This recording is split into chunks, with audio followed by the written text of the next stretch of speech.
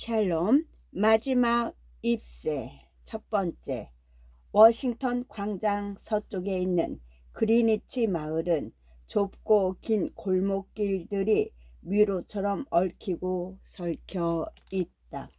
골목길들이 어찌나 희한하게 휘어 있는지 하나의 길은 반드시 그 길 자체와 한두 번은 맞닥뜨리곤 했다.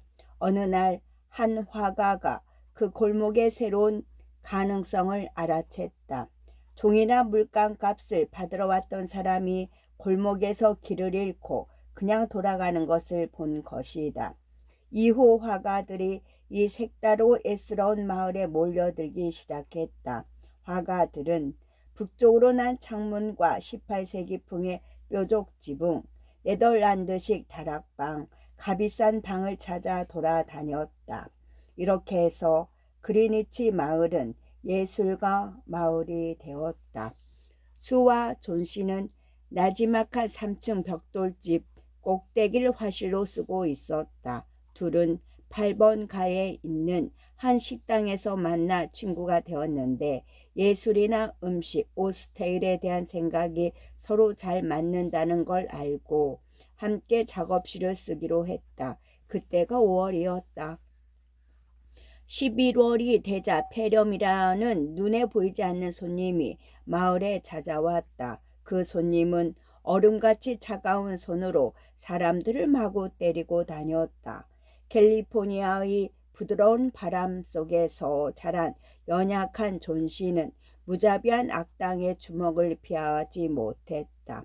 결국 존 씨는 폐렴에 걸려 페인트 칠한 낡은 쇠 침대에 들어눕고 말았다.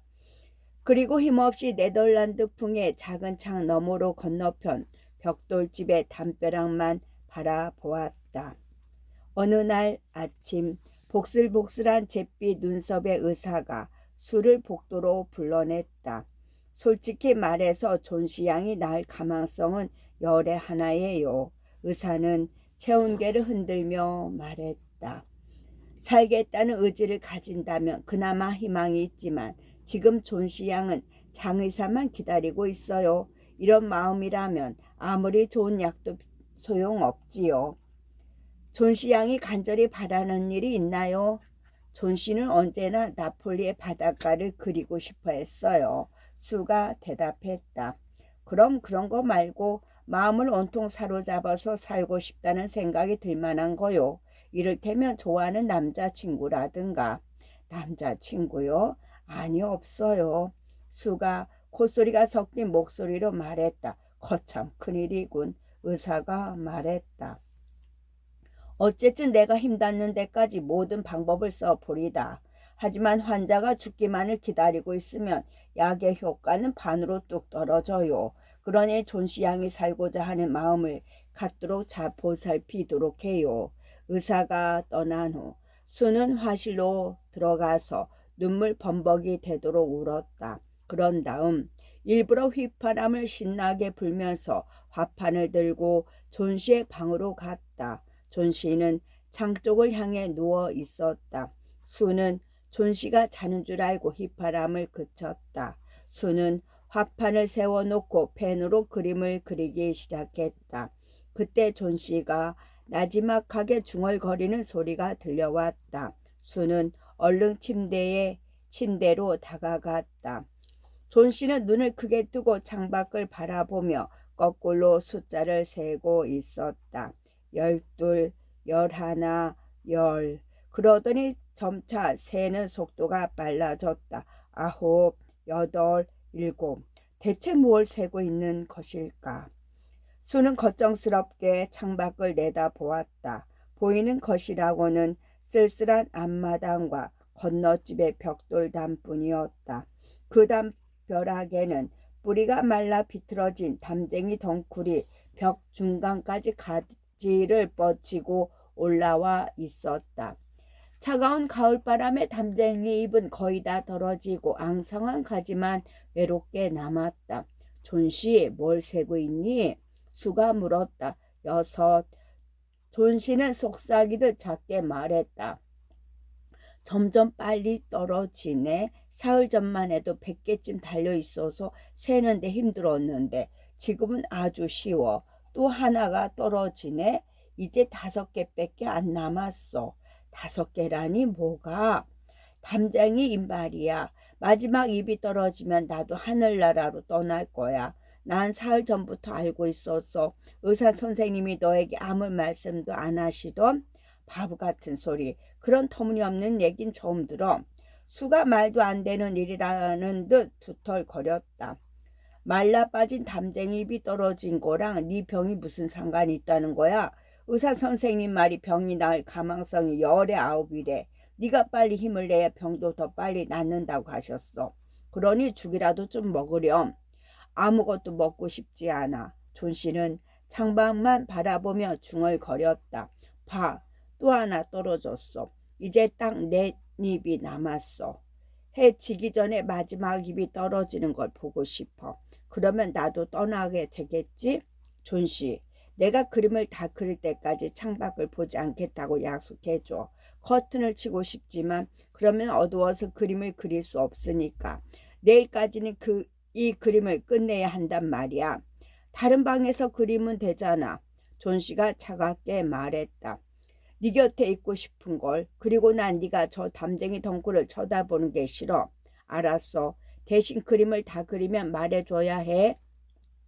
존 씨는 마지못해 눈을 감았다. 그러고는 쓰러진 조각상처럼 꼼짝도 않고 창백한 얼굴로 누워 있었다.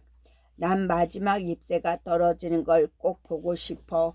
이제 기다리는데 지쳤어. 저 잎새들처럼 나도 모든 걸 잊고 떠나고 싶을 뿐이야. 좀 자도록 해. 나는 베이먼 할아버지에게 모델이 되어달라고 부탁해야겠어. 늙은 광부를 그려야 하거든. 금방 돌아올 테니 가만히 쉬고 있어.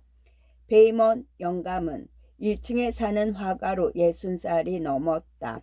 작고 마른 꼬마 도깨비 같은 몸에 머리는 덥수룩했고 미켈란젤로의 모세처럼 구불거리는 수염을 기르고 있었다. 베이먼 영감은 실패한 예술가였다. 40년 동안이나 늘 걸작을 그리겠다고 소리쳤지만 쓸만한 작품은 하나도 없었다. 요즘은 이따금 광고에 쓰는 조잡한 그림을 그리거나 지금 모델을 쓰지 못하는 가난한 화가들에게 모델 노릇을 해주고 푼돈을 벌었다. 그러면서도 술을 거나하게 마신 날에는 꼭 걸작을 그리겠다고 떠벌렸다. 꼬장꼬장한 베이먼 영감은 마음 약한 사람들을 보며 약해 빠졌다고 사정없이 비웃곤 했다. 하지만 수와 존 씨한테는 친절해서 주인을 지키는 사나운 개처럼 둘을 보호해 주었다. 수는 아래층으로 내려갔다. 어두운 골방에서 베이먼 영감이 노간주 나무 열매 냄새를 풀풀 풍기고 있었다. 방 한 구석에는 텅 빈 캔버스가 놓여 있었다. 수는 베이먼 영감에게 존 씨 이야기를 했다. 존 씨의 병이 깊어서 마지막 담쟁이 잎이 떨어지면 존 씨가 정말로 죽을지도 모른다고 걱정했다. 베이먼 영감은 눈물을 줄줄 흘리다가 갑자기 버럭 화를 냈다. 나 참 기가 막혀서 담쟁이 잎이 떨어진다고 따라 죽는다니 참 바보 같은 소리로군. 그럼 멍청한 생각을 하도록 가만히 두고 있었던 거야? 애끼 모델 노릇은 안 할 테니까 그런 줄 알아. 쯧쯧 가엾은 존씨. 몸이 아프면 마음도 약해지잖아요. 열이 심해서 이상한 상상을 하게 된 것 같아요. 그런데 베이먼 할아버지 정말 모델 안 써주실 거예요? 싫으시다면 어쩔 수 없지만 그러면 전 할아버지를 말 많은 변덕쟁이로 생각할 거예요. 누가 안 한다고 했나? 가자고 어서. 거참 여긴 존씨같이 착한 아가씨가 쉴 곳이 못 되는데 언젠가 내가 걸작을 그리게 되면 다 같이 여기를 뜨자고. 두 사람이 위층에 올라왔을 때 존씨는 잠들어 있었다. 수는 커튼을 내리고 베이먼과 옆방으로 갔다. 그 방에서 둘은 걱정스럽게 창밖을 내다보다가 말없이 서로를 보았다. 진 눈깨비가 세찬 바람에 거세게 흩뿌리고 있었다. 낡은 푸른 셔츠를 입은 베이먼은 의자에 털썩 주저앉으며 시골 광부처럼 포즈를 취했다. 다음 날 아침 수는 잠에서 깨자마자 얼른 존 씨를 보았다. 존 씨는 눈을 크게 뜨고 초록색 커튼을 노려보고 있었다. 수, 커튼을 걷어줘. 밖을 보고 싶어. 존 씨가 힘없이 목소리로 말했다. 존 씨가 힘없는 목소리로 말했다. 수는 할 수 없이 커튼을 걷었다. 아, 이게 어찌 된 일일까? 밤새 돌풍이 사납게 불고 진눈깨비가 세차게 내렸는데도 벽돌담 중간에는 담쟁이 하나가 꿋꿋하게 매달려 있었다. 담쟁이 덩굴에 붙어있는 마지막 잎새였다. 비록 잎 언저리는 누렇게 말라 있었지만 가운데는 싱싱한 녹색으로 가지에 꼭 달라붙어 있었다. 아, 마지막 잎이 남아 있었네. 분명 간밤에 떨어졌을 거라고 생각했는데 바람 소리가 거셌거든. 하지만 오늘이 지나면 떨어지고 말 테지. 그러면 나도. 존씨, 날 생각해서라도 제발 기운 좀 내. 도대체 난 어떻게 하라고? 제발 기운 좀 내. 도대체 난 어떻게 하라고? 하지만 존 씨는 아무 말도 하지 않았다. 그저 먼 여행을 떠날 준비를 하고 있었다. 밤이 되자 또다시 사나운 바람이 불기 시작했다. 차가운 빗줄기가 창문을 후두둑 후두둑 세차게 때렸다. 수, 어서 커튼을 걷어줘. 분명 마지막 잎새가 떨어졌을 거야. 날이 밝자마자 존 씨가 때를 썼다. 수는 어쩔 수 없이 커튼을 걷었다. 가슴이 두근두근했다. 아, 그런데 놀랍게도 덩굴의 마지막 잎새는 여전히 그대로 있었다. 존 씨는 오랫동안 마지막 잎을 바라보았다. 그러고는 죽을 끓이고 있는 수에게 말했다. 수, 난 정말 바보였어. 내가 얼마나 바보 같은 생각을 했는지 알려주려고 마지막 잎이 떨어지지 않고 남아있나 봐. 수, 죽을 조금 가져다 줘. 아니, 그보다 먼저 손거를 갖다 주렴. 벽에도 좀 받쳐주고 네가 요리한 걸 보고 싶어. 1시간쯤 지나자 존 씨가 말했다. 수, 언젠가는 나폴리의 바닷가를 그리고 싶어. 그날 오후에 의사가 찾아왔다. 이제 존 씨 양이 살 수 있는 희망은 반반이에요. 간호만 잘하면 분명 나을 거예요. 난 이제 베이먼 씨에게 가볼래요. 갑자기 폐렴에 걸렸는데 나이도 많고 몸도 약해서 나을 가망이 없네요. 그래도 입원하면 좀 나아지겠지요. 다음날 의사가 수에게 말했다. 이제 위험한 고비는 넘겼어요. 아가씨가 이겼어요. 앞으로 음식을 골고루 먹고 잘 쉬기만 하면 존 씨 양은 완전히 나을 거예요.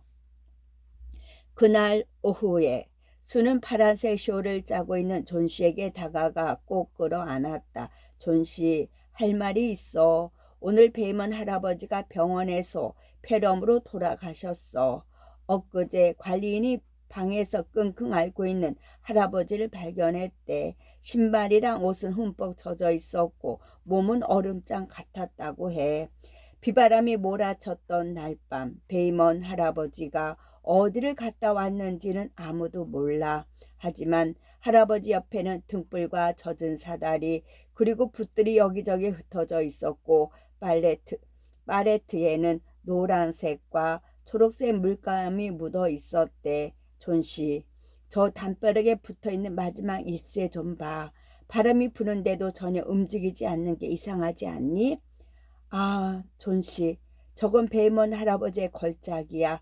마지막 잎이 떨어져 버리던 날 밤 할아버지가 널 위해 저 잎을 그려 놓으신 거란다. 끝.